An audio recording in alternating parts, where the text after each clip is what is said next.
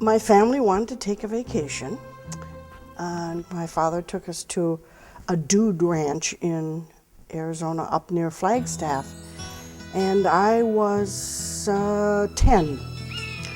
And after about one day there, I turned to my father and said, "This is where I want to come to school, and this is where I want to live."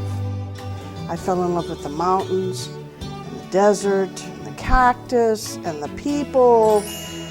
Howdy, ma'am. So I had this dream to be a vet. I wanted to be a veterinarian.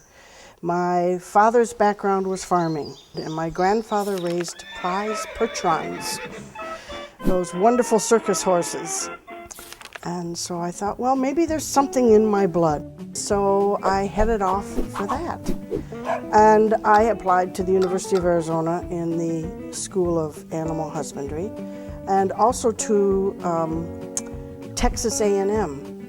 And being very naive and probably not reading the fine print, I did not notice that Texas A&M was only for boys. I got a lovely acceptance letter, but they said you're the wrong sex. So I went to Arizona, which I was going to do anyway. My father, I think, knew all along this was not going to work. But rather than tell me, "You can't do that," he said, "I think it would be a good idea if you went just a little bit ahead and maybe went and talked to the dean at the school and sort of, got the lay of the land."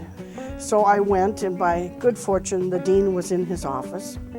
And he said, "Barbara, what's your 4-H experience?" I said, "The only things I've had were goldfish. That's all I could have because we lived in an apartment building and there were no pets."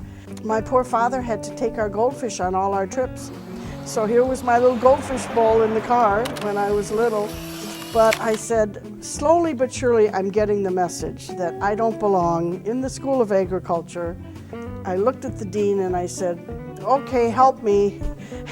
He said, "Well, I'm looking over your records and your transcript and your essays. I think you belong in the School of Fine Arts."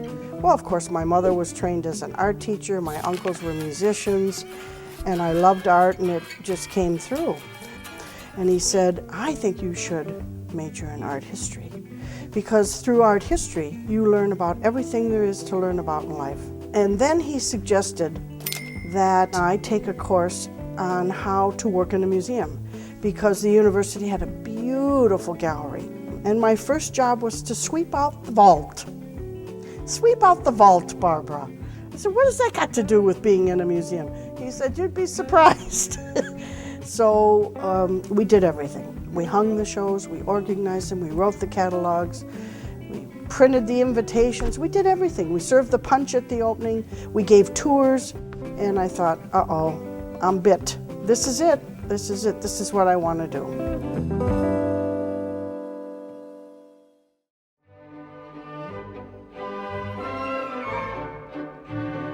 I remember taking artists that are in the collection. One of my loves is Philip Pearlstein, Wayne Thiebaud, George O'Keeffe, David Hockney, Fernando Botero. We gave him his first North American show.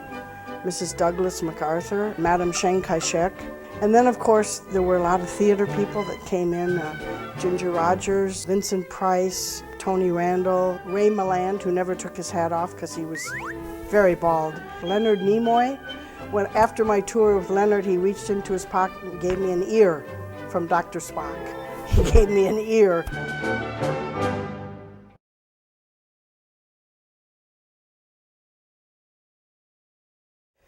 We did a lot of sort of cutting-edge, kooky things in the 60s, and we had some pretty exciting moments and controversial moments. We did happenings, and the happenings got us into trouble. And we were in the sub-basement of the War Memorial. We had Harley Davidsons driving around in the sand and all sorts of little pods of things going on. So it was quite exciting. I remember Robert Rauschenberg came with a group headed by John Cage, and they performed in Memorial Hall.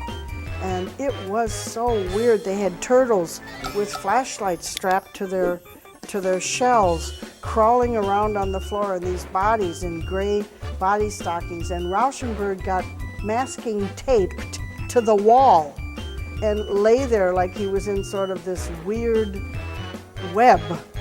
And I mean, it was crazy, craziness, fun crazy.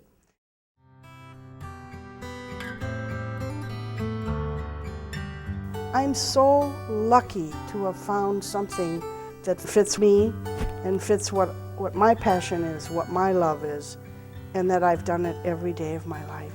How many people can say that? This is not a job, it's a way of life. I honestly feel like I'm in a very fancy upscale chocolate shop, and it's just so wonderful to want to come every day, and I don't want to go home. When somebody'd say, "What do you do?" I say, "I work with people from the cradle to the grave," because age is no stigma. It's just anybody who comes in here, I want them to be happy, I want them to have fun, and I want them to go away wanting to come back. It's no fun to have a museum if you don't have people. The people make the museum come alive, and if they're learning, they're getting a gift here because they're learning from the originals. So you want to focus on young people very badly. You really need to do this because no matter where they end up, hopefully they will support culture and the arts. So that becomes important in where we sit today in the community. That's why it's so important for people to come here to learn, because you not only learn about art, you learn about politics, sex, religion, humanities, history. You learn about people, their cultural mores. You can talk around these objects and define a period in history, a costume, a trend. So it's, for me, the best way to teach anybody anything is through art. And when students say to me, "How do you do fine art?" I used to spend hours trying to answer that. Now I just give them one word: life. Art is life. That's what it is to me. It's my life and it's life.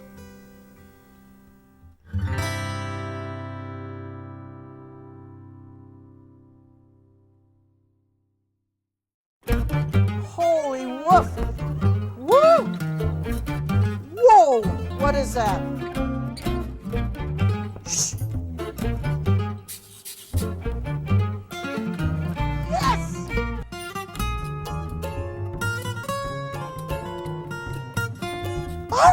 You know, running around. Calm down, Barbara. You talk a lot, don't you, Barbara?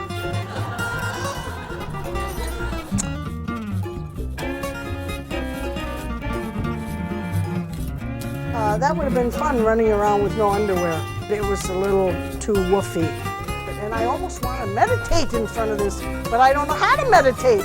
I want to do my yoga here, but I don't know how to do yoga. But that's what it does to me. You know, if you don't like it, it's okay. Holy woof. Oh. That sucker moves, doesn't it? Look around this room, you guys. This is not, no. Cracker Jacks? Are you nuts? You want to do what?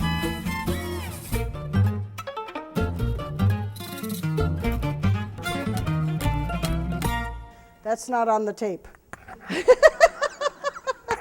Yeah, we're going to have to edit the tape. But